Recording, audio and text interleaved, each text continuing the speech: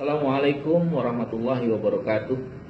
Saudara-saudara sekalian, dalam sistem ekonomi syariah ada hal yang terpenting yang menjadi prinsip dalam transaksi, yaitu disebut dengan akad. Jadi akad ini adalah faktor yang dianggap paling menentukan apakah sebuah transaksi bisnis itu dianggap halal atau haram.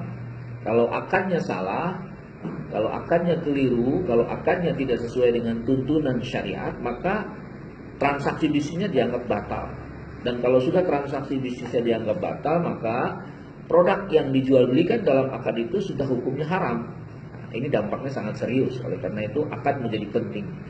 Saudara-saudara sekalian, ada dua macam akad minimal ya yang perlu kita ketahui secara umum saja.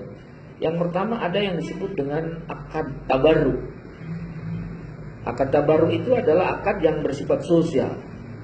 Akad yang diperuntukkan untuk tidak mengambil keuntungan karena dia sifatnya sosial. Atau mungkin bisa disebut dengan non-profit oriented. Jadi akad yang hanya diperuntukkan bersifat sosial dan bersifat menolong, tolong-menolong. Tidak boleh mengambil keuntungan di sini karena bukan ranahnya. Nah, salah satu contoh dalam akad akad tabarruk misalnya dalam tradisi fikih muamalah itu ada namanya al-qard.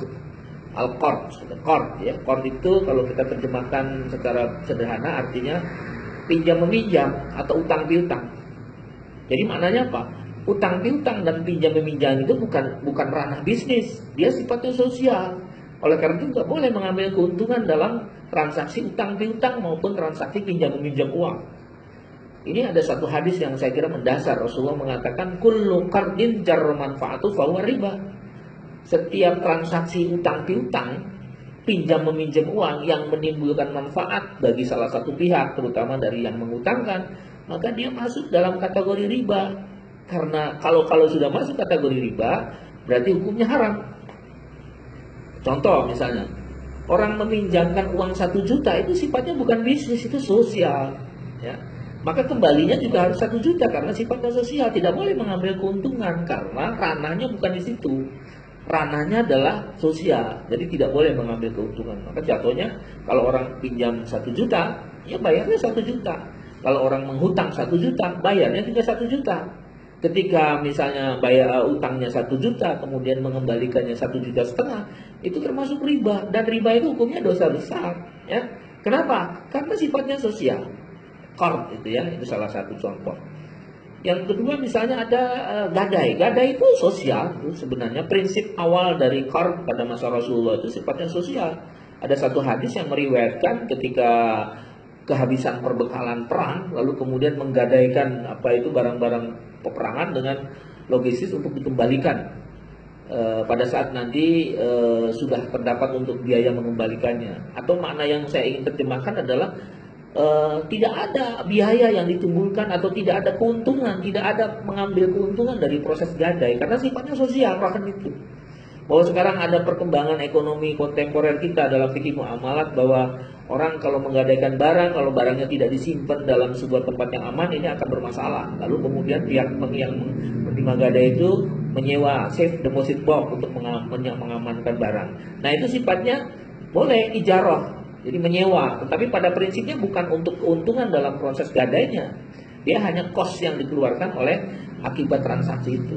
Jadi prinsip dasarnya adalah tabarruk rohan itu. Apalagi yang rohan ya mungkin masalah zakat, kemudian terkait masalah hiwala, kafalah dan seterusnya, itu semuanya adalah qard, bukan semuanya adalah tabarruk, bukan termasuk yang mengambil keuntungan.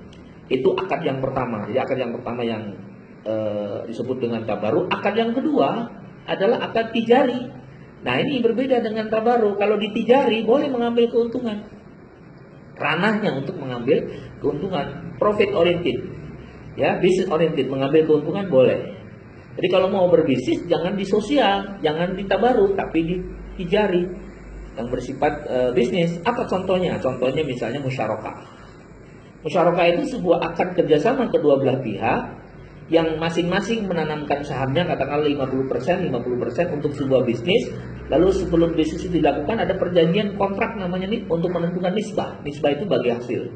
Misalnya nanti kalau nanti bisnisnya berhasil, maka bagi hasilnya misalnya 50%, 50% atau 70-30 atau 60-40 tergantung kesepakatan. Itu yang disebut dengan nisbah. Jadi musyarakah itu adalah kontrak kerjasama kedua belah pihak, masing-masing punya modal di situ dan kemudian bekerja sama untuk menyelenggarakan sebuah pengelolaan bisnis. Dan bagi hasilnya nanti nisbah. Boleh mengambil keuntungan karena dia tijari. Apalagi yang tijari? Yang kedua yang termasuk tijari itu adalah mudharabah. Mudharabah itu berbeda dengan musyarakah. Kalau mudharabah kerjasama kedua belah pihak, yang salah satu pihaknya memiliki dana full 100%, tapi pihak yang lainnya hanya memiliki skill, kemampuan berdagang, kemampuan berbisnis, atau kemampuan melakukan usaha.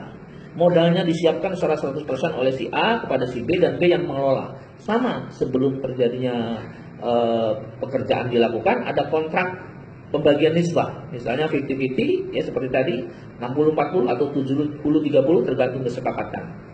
Itu boleh mengambil keuntungan, itu namanya mudharabah. Berbeda dengan musyarakah. Kalau musyarakah itu semua kedua belah pihak menanamkan sahamnya. Kalau mudharabah, dananya dari satu orang, sahibul mal 100%.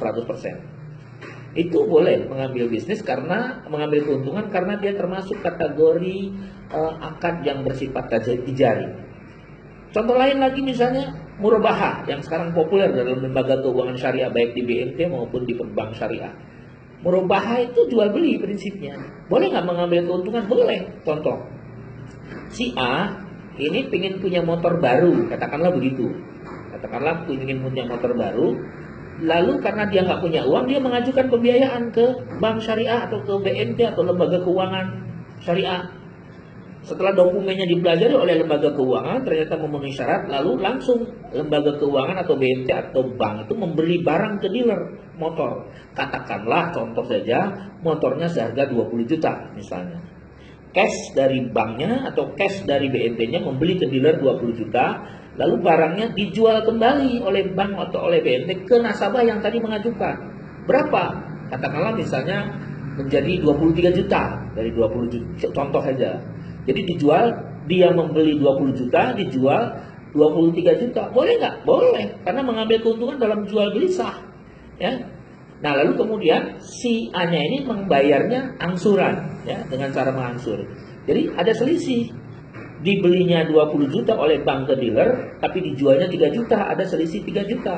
Apa itu 3 juta? 3 juta inilah yang disebut dengan margin dalam sistem ekonomi syariah, merupakan bentuk keuntungan yang diperoleh oleh perbankan atau oleh BNT atau lembaga keuangan dari hasil transaksi jual beli murabahah. Boleh nggak mengambil keuntungan? Boleh. Jadi itulah dua macam akad. Jadi akad tabaruk yang bersifat sosial, akad tijari yang bersifat bisnis. Nah, satu prinsip barangkali, mengalihkan akad tabaruk ke akad sosial itu hukumnya riba, seperti saya katakan tadi. Tapi kalau mengalihkan akad tijari ke akad tabaruk itu hukumnya boleh. Saya kira itu, mudah-mudahan penjelasan singkat tentang akad ini ada manfaatnya. Terima kasih. Wassalamualaikum warahmatullahi wabarakatuh.